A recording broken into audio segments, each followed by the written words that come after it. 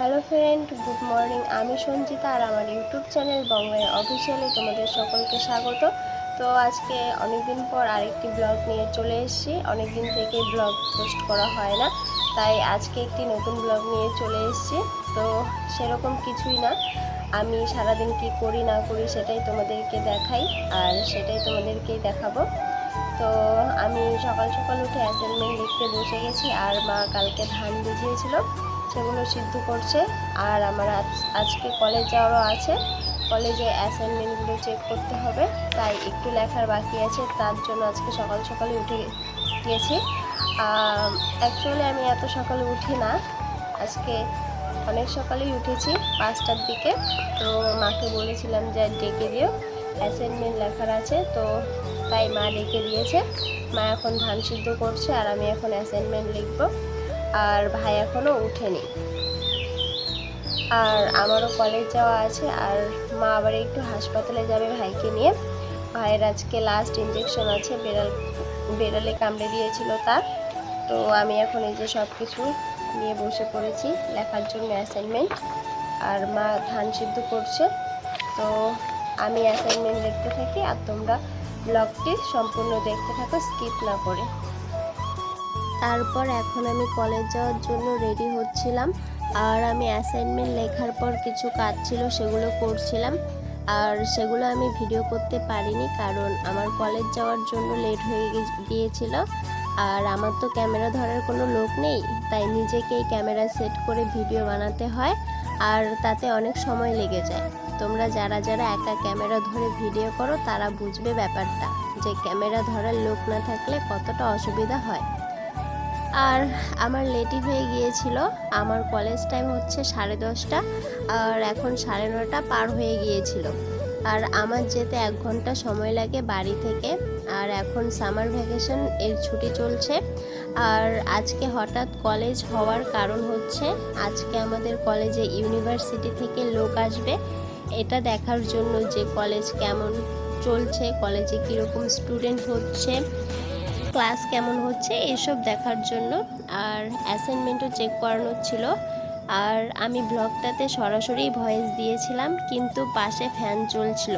তারপরে যখন ব্লগটা এডিট করি তখন দেখতে পাই যে ফ্যানের প্রচুর আওয়াজ হচ্ছে, তাই আমি আর মেন ভয়েসটা দেইনি, নতুন করে ভয়েস ওভার দেই।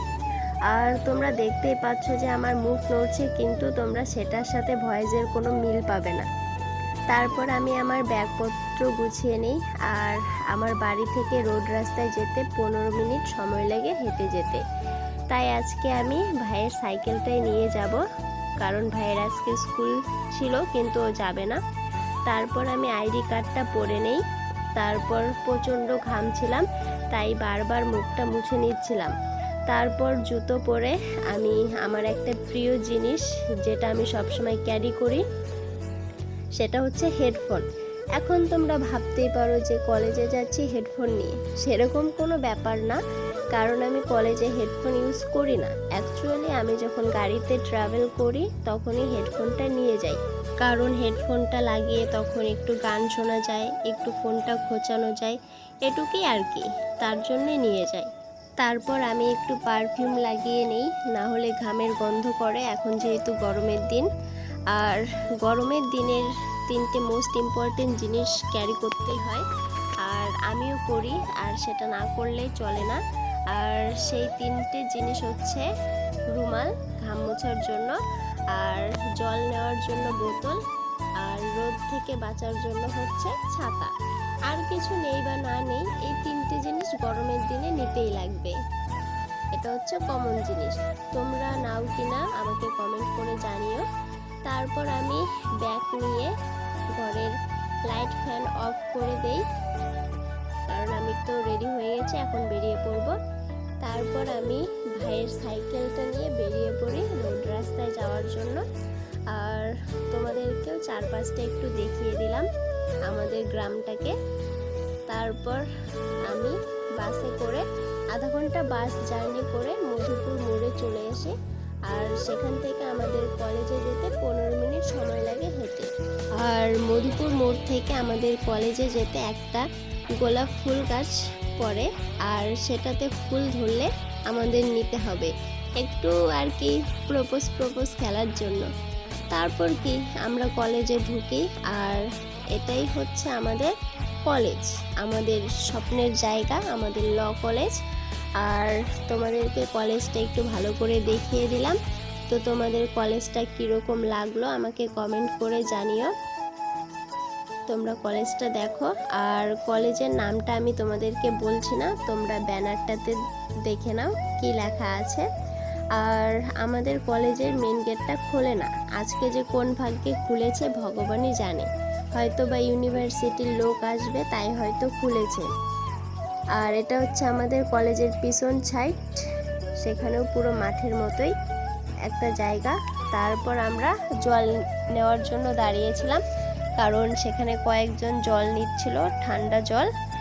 তারপর আমরা জল নিয়ে ক্লাসে চলে আসি। আর এটা হচ্ছে আমাদের মৌ মার্কস মামুনি। তারপর আর কি দুটো ক্লাসও হলো, বোরিং ক্লাস, কি আর করবো, ক্লাস তো করতে ইচ্ছা করে না।